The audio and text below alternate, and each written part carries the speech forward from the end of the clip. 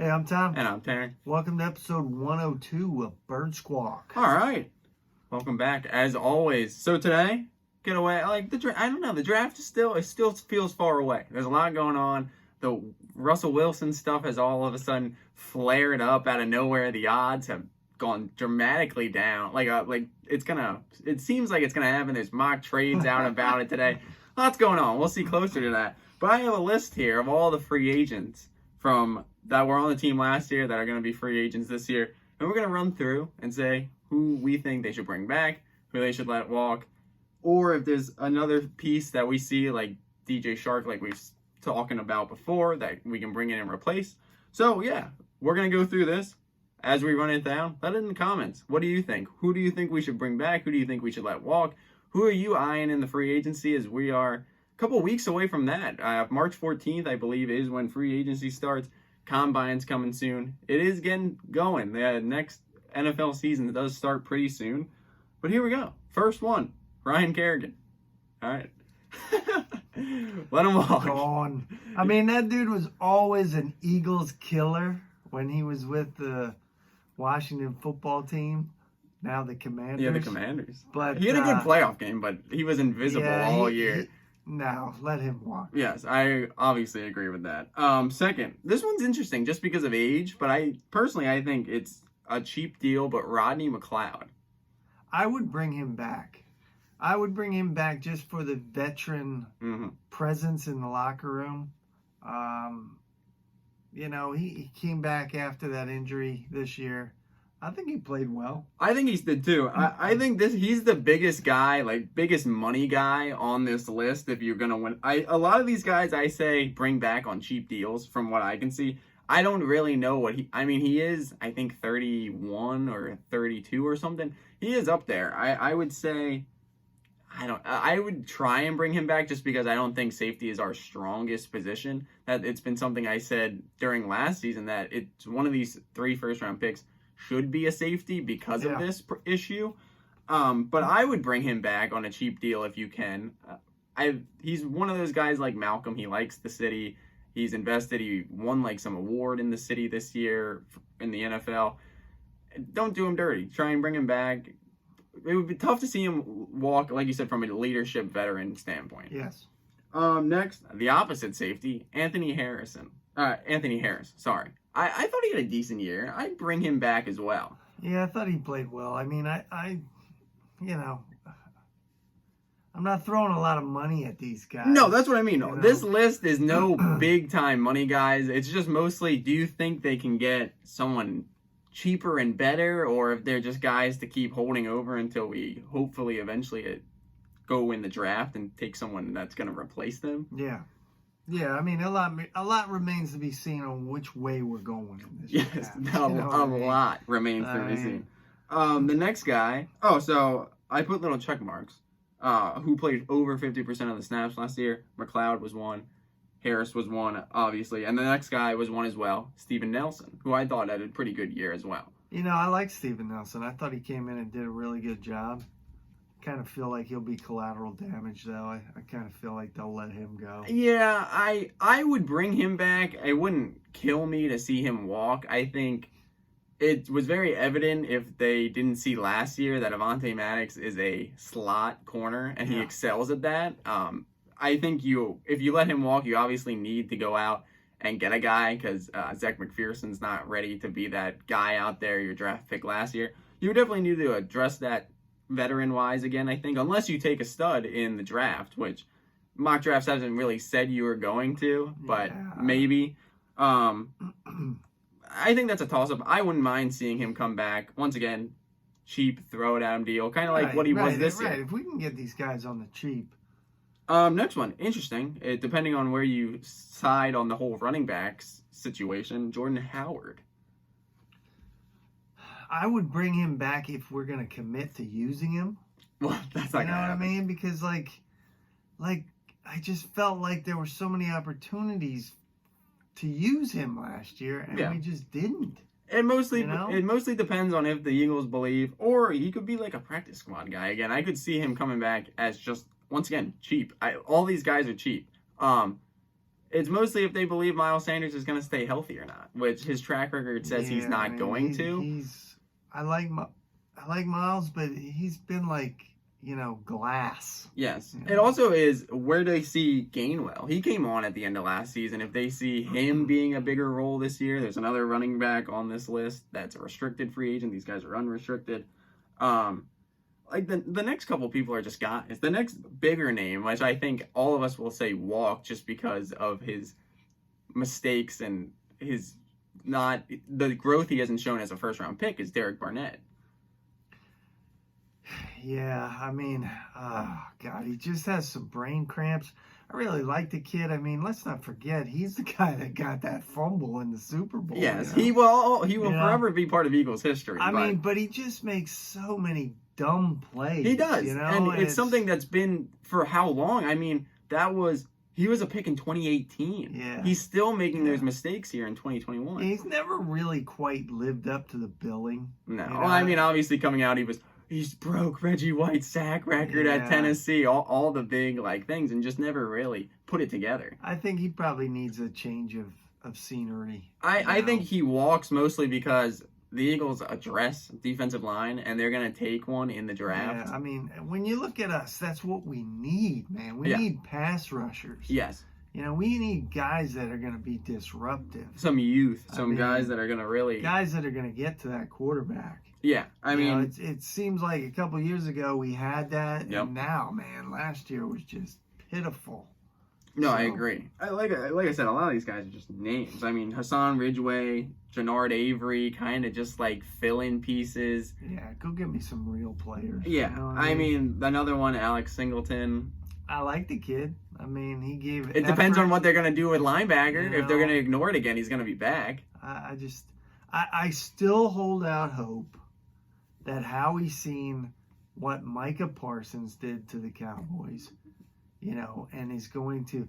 I mean, obviously in this draft we've seen how he's a slow learner, right? I mean, last year at least he went after an SEC talent.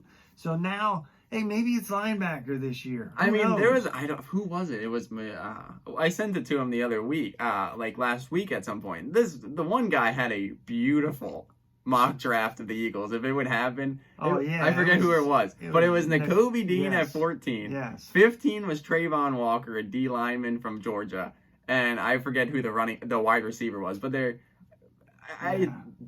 first two picks would be amazing if that would happen. I mean, I'm still holding out hope, and I doubt it will happen. But Nakobe Dean, I mean, go get me that playmaker. All right, that guy is a Ray Lewis type player who would just solidify our defense for the next 6-7 years, It's what this defense needs, and I think we can all agree with that. But I mean, when you look at our defense, I feel like we're missing that field general. You know what I mean? We are. We're missing that guy that's going to rally the troops on defense and say, we ain't taking this crap, No, I agree. We're laying down the law. We're going to bring the wood. We don't have that. No, we haven't had that since we let Malcolm walk. Yeah. But we haven't had that at linebacker since Trot. No. So it is, like we said all the time, probably since the first episode of this, they need linebackers. They've always needed linebackers. Other names, I mean, Boston Scott, soft spot in my heart. Obviously, would love to see him back. G. Ward, probably see him walk, or a practice squad guy. Yeah. And then Nate Herbig is the other, he played time this year on O-line. I think you could bring him back. Once again, cheap. Yeah, I don't think you can ever have too many of those offensive linemen. Yeah, he played 42% of the snaps this year. I love the whole Russ talk. I want that to happen, but I so want to build this defense, too. I do too, but the thing is, I forget what I sent. I sent him something that Pro Football Focus did a mock trade with the Eagles, and that trade I would have pulled the trigger on. It was a first this year, a first next year, and then a third in 2023. Yeah. For Russ, straight up. Yeah. That's tempting. That's really tempting. And what do you think about that? Is that something you would pull the trigger on? Because you still then have 2 first-round picks this year. You assume the first-round pick is going to be 14, but then you have 15 and 19 still. And then you have Russ. I think it would be like, very interesting. I mean, safety and cornerbacks, I mean, you can find those guys in the second round if you have to. Yeah. You know what I mean? I think, Michael Lewis and Doc were both second-round picks.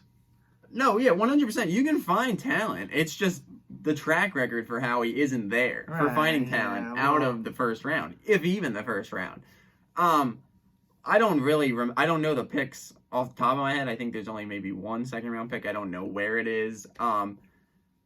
It really is. Like, that's the thing. Like, I want to talk about mock drafts. I want to get into that stuff like we were last year with Devontae and really looking into what best fit us. But it's so up in the air at where they're even thinking. I mean, we got to hope that they're not as blind as we think they are, and they know better than we do what this team needs, right? Yeah. They know, Gannon needs some weapons on that defense. I mean, I'm hoping he's got more to bring to the table if he has the right crew to do it. Scheme over, I'm a believer that he can be a competent defensive coordinator if you give him guys that can make plays out there and actually run his scheme. I just want the defense to just wreak havoc, Mm-hmm. Get to the quarterback, hit the quarterback. You know what Al, the Raiders' old owner, Al Davis, you got to hit the quarterback often and early, or early and often. And just set the tone, man. Yeah. Get them guys afraid.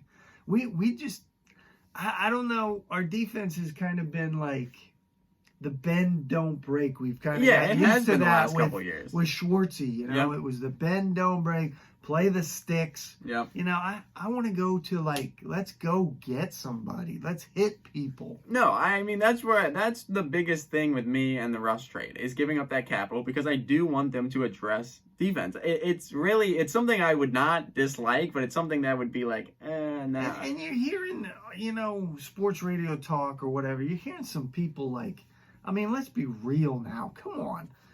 I don't want Russ. Because we're not ready to win. Are you kidding me?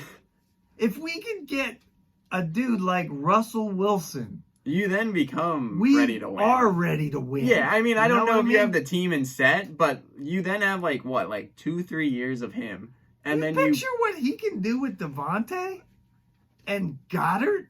I mean, come on. It definitely, as much as it doesn't feel like it's happening, it has gained national traction the last couple of days. That what they always say. I mean, there's a lot of stories out there, and there are going to be a lot of stories out there. Yes. But where there's smoke, there's fire.